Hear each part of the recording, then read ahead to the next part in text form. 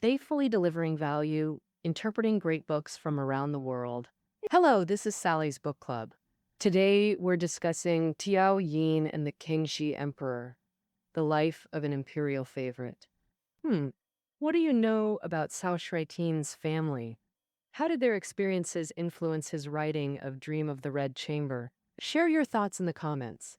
Concealing truth with fictional rustic tales, as Cao Xueqin described his approach.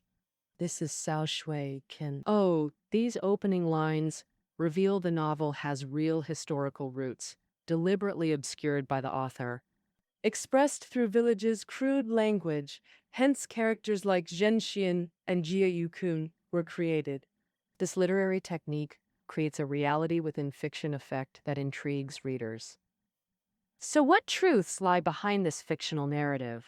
And how does the fictional Jia family correspond to the real-life Cao family? For centuries, scholars have pieced together the Cao family's true story.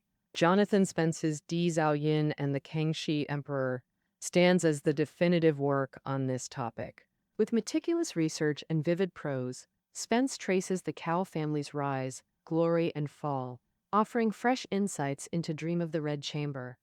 Now, I'll explore 3 key questions from this book. First, how did the Cao family rise to prominence? Second, what did Cao Yin, Cao Xueqin's grandfather, accomplish as Kangxi's favored minister? Third, why did the Cao family suddenly decline? Let's begin with the first question. How did they rise? Records show Cao Xueqin's ancestors lived in Fenrum, Hebei, modern Tangshan's Fenrum district. During the mid-late Ming dynasty, Cao's forebears migrated to Liaodong. Soon after, the Qing dynasty emerged and gradually conquered Liaodong. Near Shenyang, the Qing army captured the chaos, making them plain white banner bondservants. This term needs explanation. The Qing's 8 banners system placed plain yellow, bordered yellow, and plain white banners under imperial control, called the upper 3 banners. The rest, plain red, bordered white, plain blue, and bordered blue, formed the lower 5 banners. Naturally, the upper 3 banners held higher status than the lower 5. Boy means private servant in Manchu. As the plain white banner served the emperor directly, its bondservants became imperial retainers, managing affairs and serving the throne. Doesn't the emperor have eunuchs to serve him and ministers to carry out his orders? So why do they need bondservants? Well, the Qing emperors controlled a special agency called the Imperial Household Department, which handled all royal affairs, including the emperor's private funds, palace expenses, court meals, imperial ceremonies, royal hunts, and more. The Imperial Household Department was independent of the bureaucratic system and reported directly to the emperor, so naturally, he had to appoint trusted people to run it. Right.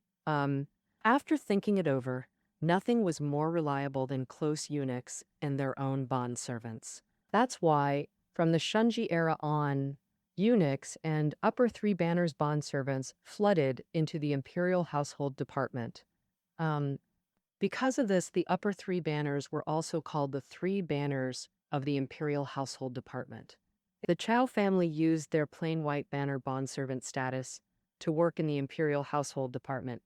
By doing well, they earned the emperor's favor and even got chances for official posts outside the court. Cao Xueqin's great-grandfather Cao Jiangnan took this exact path. During the Xunzi era, he served as prefect of Datong in Shanxi, then was promoted to Salt Transport Commissioner of Zhejiang, a 5th-rank position, which was a mid-level official role. This showed the emperor saw the Cao family not just as ordinary bondservants, but as capable confidants with administrative skills, fit for big responsibilities. This laid the foundation for the Cao family to thrive in officialdom.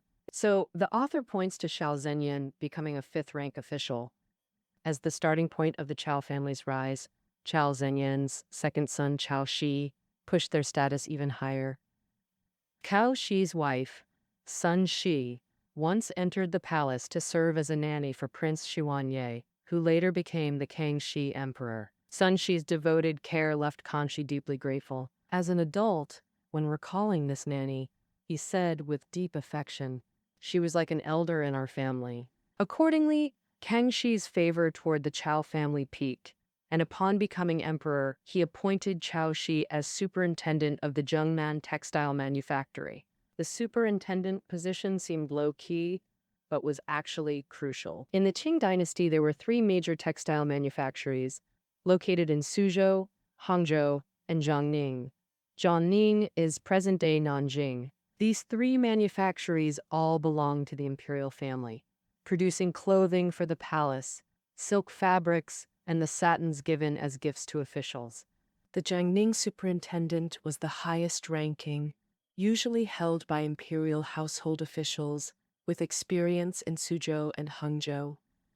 Cao Shi skipped those steps and got the job directly, showing Kangxi's immense trust in him. So, how did Cao Shi do in the role? Just look at how long he held the position, and it's clear. From 1663 to 1684, Cao Shi served over 20 years as superintendent, dying in office, which shows Kangxi was very pleased with his work. When Cao Shi died, he held the rank of Minister of War with first-grade honors, and his wife Sun Shi was a first-grade lady. Remarkable for mere bondservants to equal grand secretaries in rank, yet enjoy even greater imperial favor than them.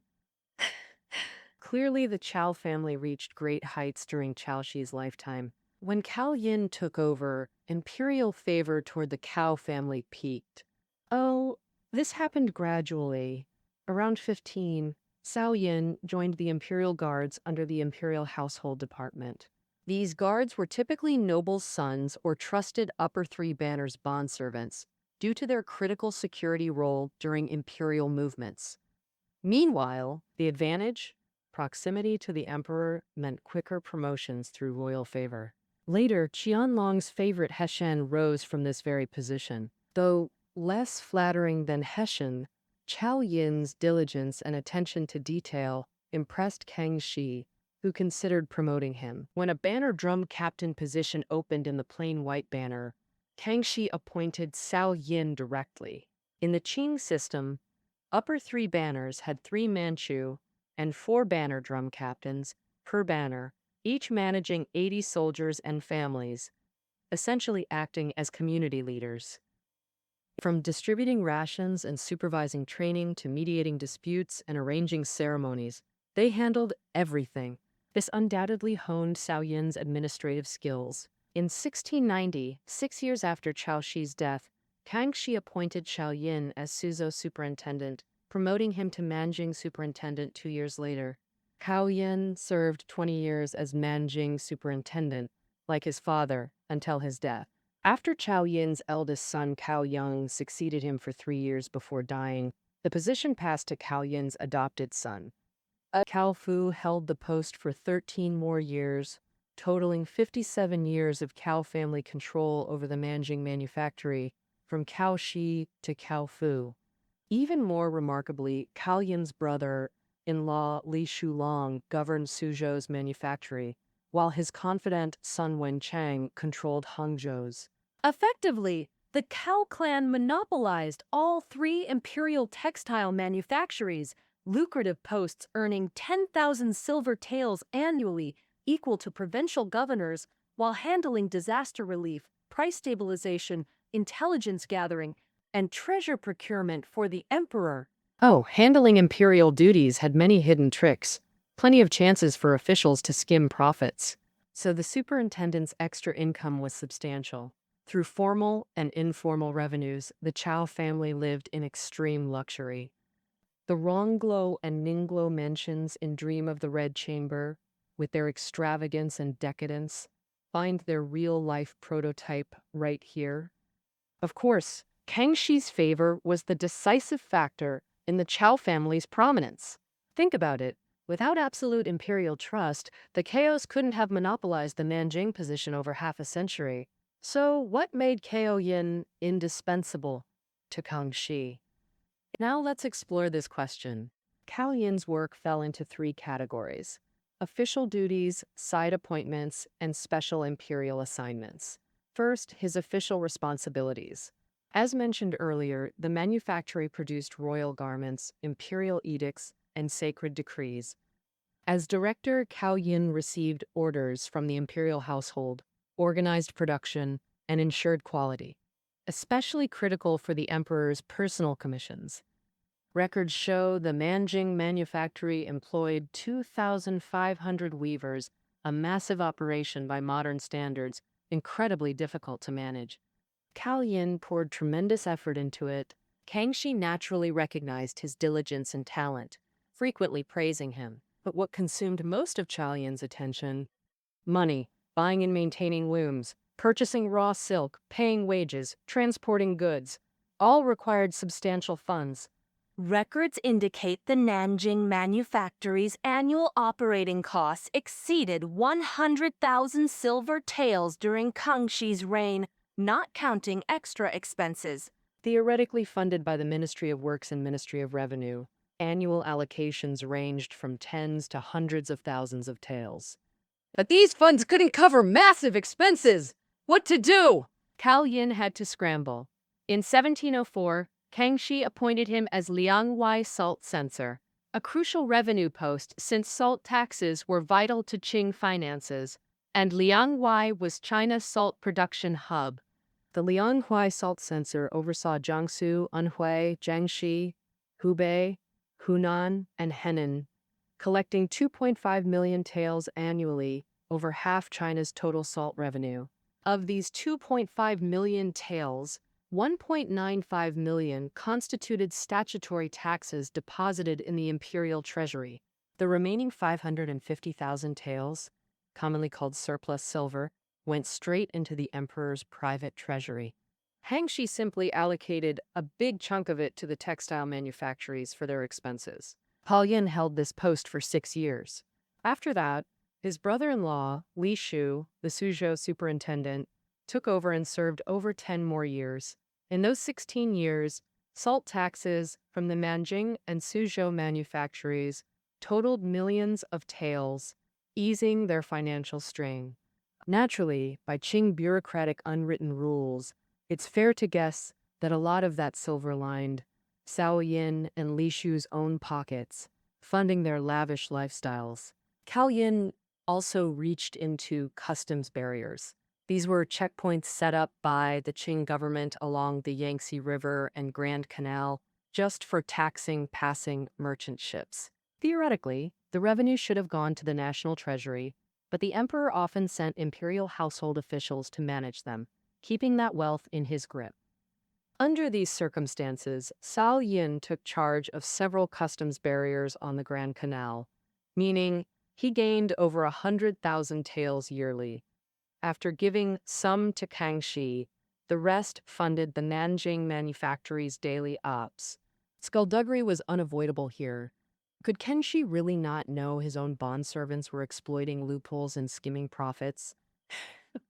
Of course he knew, but he deliberately tolerated it. On one hand, this was because Kangxi was naturally lenient and really valued personal bonds. As mentioned earlier, Cao Yin's mother, Sun Shi, served as Kangxi's nanny. Cao Yin's father, Cao Shi, had also served him faithfully his whole life, dying in office. So Kangxi felt letting the Cao family skim some benefits was compensation for their service. On the other hand, Kangxi also knew that beyond their official and side duties, the Cao family handled many extra tasks, needing lots of money and time, so letting them skim profits was a way to compensate and reward him. So, what extra tasks did the Cao family undertake? Roughly, they can be split into 4 categories. First category, collecting treasures. The 3 major manufactories, in Nanjing, Suzhou, and Hangzhou, were all in the prosperous Jiangnan region, full of fine goods, so naturally these superintendents had to shoulder it. The mission to gather rare and precious items for the emperor. Checking Qing Palace archives shows Cao Yin almost monthly presented tributes like fine writing brushes, rare books, candied fruits, gold and silver jewelry, all sorts, plus many Western curiosities. As Dream of the Red Chamber records, The Jia mansion had many foreign goods, like clocks, Western medicine, wine, snuff boxes, and European handicrafts. These likely came from the Cao family's accumulated collections over the years. Obviously, the finest items went to the palace, while slightly inferior ones stayed with the family. Second category of duties, monitoring and stabilizing grain prices. China's agricultural foundation made grain stability vital for national welfare. Rulers took it extremely seriously. Officially, the Ministry of Revenue handled this, but Kangxi trusted his bondservants more, assigning Cao Yin to monitor local prices and report promptly. If prices fluctuated, he had to stabilize them. In 1697, when Huaibei suffered disasters and prices spiked, Cao Yin bought 4,000 dan of grain elsewhere for relief, under Kangxi's orders. In 1744, he seized cheap grain in Huang and Jiangnan, spending huge sums to stock granaries against future famines. Needless to say, this funding came from the manufactory. Now the third duty, gathering intelligence and supervising officials. The emperor sat securely in the Forbidden City. Local officials reported regional affairs, but to protect themselves, they'd exaggerate achievements and hide scandals. Well, how to counter this? Kangxi created the secret memorial system, granting trusted confidants direct reporting privileges to truthfully relay local conditions. Both Cao Yin and Li Shu received this privilege. Kangxi even wrote Cao Yin a vermilion endorsement. Personally draft these reports, send them via trusted servants. Absolutely no leaks. For emphasis, Kangxi wrote caution 4 times consecutively. Cao Yin dared not slack off. He vigilantly monitored surrounding developments. In June 1709, Cao Yin secretly reported, poor Jiangnan harvests at 50% normal yield, plus recent floods destroying dikes. His swift, detailed reporting greatly pleased Kangxi. Under Kangxi's orders, Cao Yin took charge of buying grain from other provinces for famine relief. Cao Yin also supervised officials per imperial command. When Grand Secretary Xian Silu retired to Nanjing, Kangxi suspected conspiracy and ordered Cao Yin to monitor his every move. Cao Yin even infiltrated local cultural circles, socializing with Jiangnan literati through poetry and painting. And outwardly cultural appreciation, secretly recording observations for Kangxi. Essentially, Cao Yin was Kangxi's eyes and ears in Jiangnan, crucial for understanding regional sentiments. So Cao Yin became Kangxi's trusted confidant. That's why, out of Kangxi's 6 southern tours, 4 stayed at the Jiangnan textile manufactory, rest assured. And hosting the emperor became the 4th category of duties the Cao family undertook, and the most costly one. Let's take the 3rd southern tour as an example. In February 1699, Kangxi left Beijing to begin his 3rd southern tour. This time, not only were civil and military officials accompanying him, but he also brought the Empress Dowager and several princes with the scale and grandeur exceeding previous tours. In May, Kangxi's entourage arrived in Jiangnan, received by Cao Yin, who had spent huge sums beforehand to renovate the manufactory to imperial palace standards. Having served in the imperial guards, he was very familiar with royal etiquette, arranging everything magnificently and appropriately, which greatly pleased Kangxi. During his stay of about a week at the manufactory, Kangxi summoned Cao Yin's mother, Sun Shi, recalling childhood memories and chatting warmly about family matters. So, Kangxi also personally wrote the characters Xuan Rui Time and gifted them to Sun Shi. In Chinese tradition, Xuan represents mother, Rui means auspicious. So, Wan Rui means auspicious mother. This was Kangxi's beautiful blessing to thank Sun Shi for her past care, and for the Cao family, it was a magnificent imperial favor. Of course, all this was built with silver, and since constructing the imperial residence was the emperor's household affair, the Ministry of Revenue wouldn't pay for it. The Cao family had to bear the cost. Oh. So, the name. So, exactly how much silver did the Cao family spend? Later generations can't verify it, but Cao Xueqin having heard family elders discuss it since childhood, probably knew the inside story. So when writing Dream of the Red Chamber, he specifically mentioned Nanny Zhao, recalling that the Jia mansion prepared to host the emperor, spending silver like flowing sea water. Well, later, when the imperial consort visited home, the Jia family undertook massive construction, specifically building the Grand View Garden, severely depleting their resources. Hosting the emperor was even grander than that, costing naturally more, to the point that even Kangxi thought it too extravagant. Kangxi warned Cao Yin not to do it again, but if you believe that, you're too naive. For the subsequent 3 southern tours, Kangxi said to save where possible, but his actions were quite honest. Each time staying at the Jiangnan textile manufactory, he was clearly very satisfied with Cao Yin's hospitality.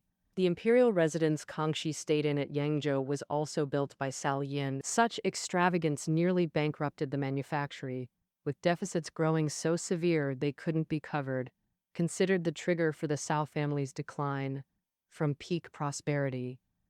But is that really how it was? Third question, why did the Cao family suddenly decline? Let me unravel the mystery for you. In 1712, Cao Yin caught a cold that worsened into malaria due to improper treatment. Kangxi urgently sent the malaria cure quinine to Jiangnan. Oh, but it arrived too late. Cao Yin died that August at 54. His death exposed the Jiangnan manufactory's massive financial deficits. By Qing law, the Cao family had to cover the shortfall themselves. How much? At least 320,000 silver taels. This payment pushed them toward bankruptcy, but Kangxi rescued them. He issued 2 orders. First, appoint Cao Yin's son, Cao Yung, as successor, essentially letting the Cao family cover up the problem. Second, since Cao Yung was just 19 and incompetent, Kangxi made Cao Yin's brother-in-law Li Shu concurrently serve as Lianhua salt censor. As mentioned earlier, a huge revenue source came from Lianhua salt taxes. So Kangxi's intent was clear. Let Li Shu exploit this lucrative post. To help the Cao family fill the deficit, just as things improved, Cao Yung fell ill during a Beijing report and died young. Losing 2 leaders in 3 years devastated the Cao family. Worse still, Cao Yung had no heirs. Kangxi intervened again. He ordered Cao Yin's nephew Cao Fu to be adopted by Cao Yin's widow, then made Cao Fu successor, keeping the manufactory in Cao hands. Clearly, Kangxi genuinely cared for the Cao family. He exhausted himself preserving them. Cao Fu naturally felt grateful and worked hard, but his vision and ability paled next to Cao Yin's. Plus, his frivolous nature made him hard to please. Kangxi criticized him repeatedly, even calling him an ignorant child and telling him to learn from Cao Yin. Despite this, Cao Fu remained superintendent for 10 years, maintaining the Cao family's luxury lifestyle. The situation was obvious. As long as Kangxi reigned, the Cao family wouldn't fall. Conversely, losing Kangxi meant their downfall. In late 1722, Kangxi died and Yangzhang succeeded him. Yangzhang's ruling style differed completely. Kangxi valued relationships and was naturally lenient, often turning a blind eye to subordinates' actions. He knew Cao Fu was incompetent, yet still put him in charge of the Jiangnan textile manufactory. While Kangxi didn't seriously pursue the Cao family's deficits, Yangzhang was different. Cold and harsh, especially disgusted by Kangxi's late-life extravagance and rampant official corruption. He resolved to enforce strict reforms upon ascending the throne. Soon, Yangzhang launched a crackdown, ordering all officials to cover their deficits. Otherwise, harsh punishment would follow. The debt-ridden Cao family naturally bore the brunt first. In 1723, Li Shu was dismissed as Suzhou superintendent and had his property confiscated due to massive deficits and embezzlement. Next, Cao family confidant Sun Wencheng, Hangzhou superintendent, was also dismissed, the Cao clan losing its right and left arms. Meanwhile, Yangzheng banned transferring Lianhua salt taxes to the Jiangnan manufactory, cutting off the Cao family's funding, losing income while needing to cover deficits made the task impossible. Cao Fu, overwhelmed by anxiety, panicked and made constant errors in his official duties. In 1726, the palace discovered the imperial satins produced by Jiangnan manufactory were of shoddy material and poor quality. And Yang Zheng fiercely scolded Cao Fu and docked a year's salary. Then, in 1727, Yang Zheng's stone blue robe, also from Jiangnan, faded. An investigation revealed it was again from the Jiangnan manufactory. Cao Fu was punished again. That same year, the new Lianghuai salt censor, Ortai, submitted a secret memorial calling Cao Fu young, untalented, timid, and mediocre. Young Shang Vermilion endorsed. Utterly useless. Adding pointedly, Far worse than mediocre. clearly, the emperor planned to replace him, something long expected. As the saying goes, new emperor, new ministers. Even without deficits, Yongzheng would have replaced them with his own confidants to control Jiangnan. This lucrative post, in January 1728, Cao Fu was dismissed and his property seized, ending the Cao family's 57-year control of Jiangnan manufactory across 3 generations: Cao Shi, Cao Yin, and Cao Fu. The Cao imperial servants met their end. When the tree falls, monkeys scatter, leaving only a vast, empty expanse. Cao Fu's official crime was excessive deficits, but historians, including this book's author, see that as just the surface reason. Research reveals another crucial factor. The Cao family politically offended Yongzheng. Late in Kangxi's reign, the princes fought overtly and covertly for the throne, staging palace drama after palace drama. Participants included, besides Yongzheng, there were the 8th prince, 9th prince, etc. Kangxi made several southern tours. Yongzheng didn't accompany him, but these other princes did. The Cao family inevitably interacted with them, gradually building connections. 9th Prince Yintang once owned a pair of gilded lions, entrusted to the Cao family for safekeeping. After Yongzheng's accession, this became evidence against the Caos. Some rhetorists even believe backing the wrong prince caused their downfall.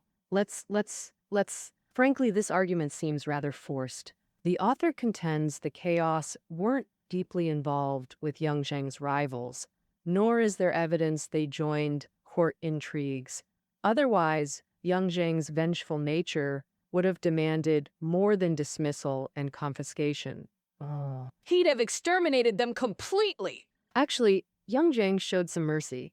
While confiscating their Jiangming properties and servants, he let them keep their Beijing residence near Changwenmen.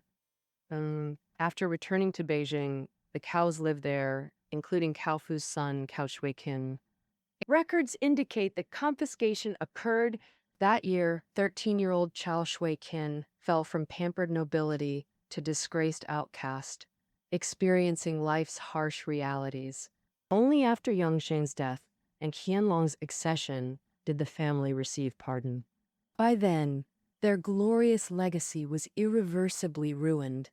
Deeply feeling life's transience, Cao Xueqin penned Dream of the Red Chamber, full of absurd words soaked with bitter tears. After this episode, do you have a renewed understanding of Cao Xueqin and his masterpiece? A deeper comprehension? Share your thoughts in the comments. All right, that concludes our discussion of Cao Yin and the Kangxi Emperor. Reading notes are below the audio. Until next time.